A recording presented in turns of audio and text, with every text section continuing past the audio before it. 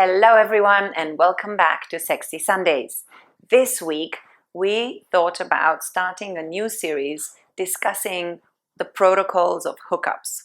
Basically, we're calling it the Single Girl's Guide to Hookups, and today we're going to talk about what to do if you meet someone you fancy when you're out with your friends. What are the first things that you need to check, and how do you make sure that you're having a great experience with this person? So obviously, in order for you to connect with someone on a night out, you need to be, first of all, open to these kind of encounters. Now, not everybody wants to randomly sleep with someone on the first date, but as you know, at YVEREST, we encourage you all to have more passion, more adventure, and more excitement in your life. So for those of you who are buying into the hookup culture and consider their pleasure a high priority on a weekly basis, and want to have a little bit of fun on a sexy Sunday, then why not explore this? How do you make it safe, and how do you make it the most pleasurable adventure you can possibly have? So let's talk about the basics. In order to meet someone while you're out, most of the time you need to be open to that experience. You need to kind of open the door to chemistry to start building. Of course, hookups rely very much on chemistry, which is lust, which is instant animal attraction, so to speak. And when you see someone that you fancy, you want to make sure that they notice that they feel your energy, they feel that you are open. So a lot of people get very scared by the word flirting. They think that there's a certain science to it, that it takes certain moves to do it. Ultimately, if you think of flirting as the language of love, it's just those kind of signals that you give to somebody that you may be interested in, that it's okay for them to approach you. Now, most women believe that men should make the first step, that men should be the chasers, the pursuers. And yeah, that it's true that men feel empowered and they do love the hunt, they do love the chase. But men also love a confident woman, a woman who knows what she wants. So if you feel just like a queen, and if you feel that attraction you feel for another person is worth being brave and going and talking to him, I highly encourage you to go and say hello. Ultimately, you don't need a cheesy chat up line. You simply need to say, hi, my name is so-and-so. I thought you look quite interesting. Should we get to know each other? So it can be really simple, or of course you can take advantage of the environment, like asking someone, what are you drinking? How's that drink? What are you doing? Are you here with your friends? Or use the environment cues to help you connect with this person. Now, of course, if you're in a club, there's always dancing, there's always body language that you can use. But most importantly, you want to use this time to check that this person gives you the right vibe, the right energy. Because obviously for a sexual or an emotional connection to be established, the two people need to be kind of on the same level. Then you need to do some safety checks, of course, because obviously for you to get into a hookup situation, you're going to need to choose whether you go to your place or his. Some women choose to never bring guys home. Other women prefer the safety of their home because it is definitely where you are the queen of your own castle. You know where everything is, and ultimately, if you don't like the experience, you can always kick the guy out. If you do like the experience, then you might consider letting him sleep in with you until the next morning, and this is where the sexy Sundays come in. But you can have the foreplay the night before, right, ladies? So remember, safety first. You need to take a few precautions. You need to make sure that your friends know if you're going to the guy's house, and you need to make sure that you keep them up to speed with what's happening, especially if you've had a few drinks. You also need to make sure that you are aligned with the guy in terms of protection.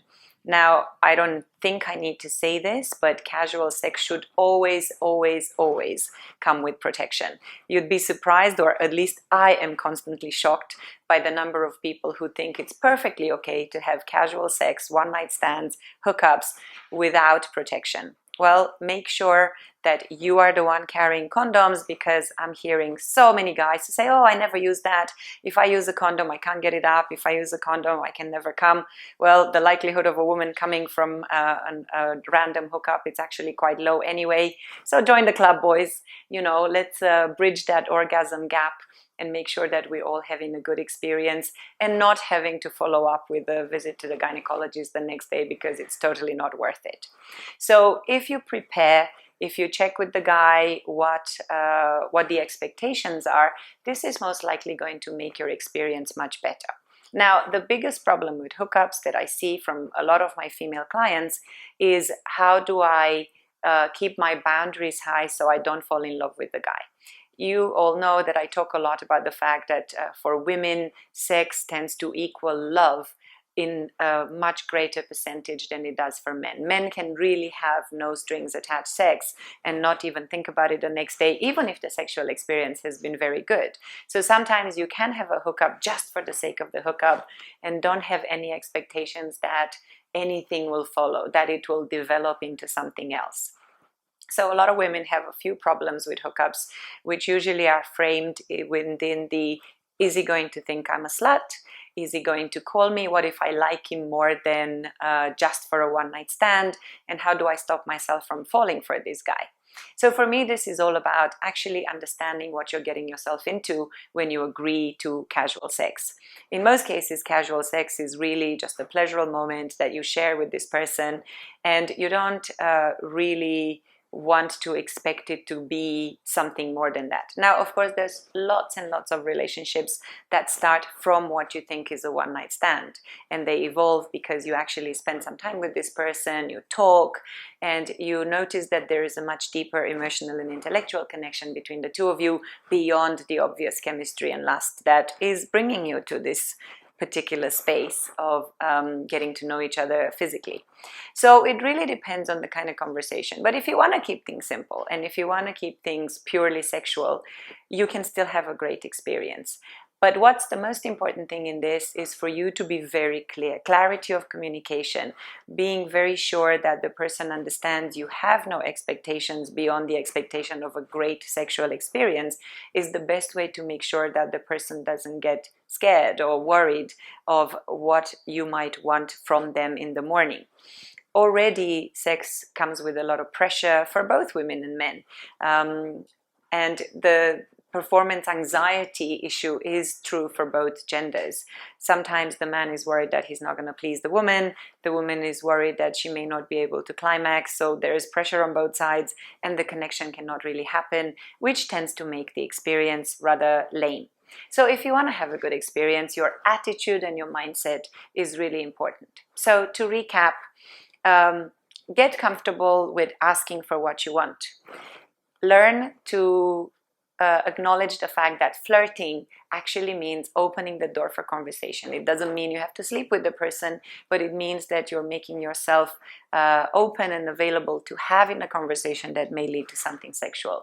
Be sure that you're safe in terms of location. Be sure that people know where you are.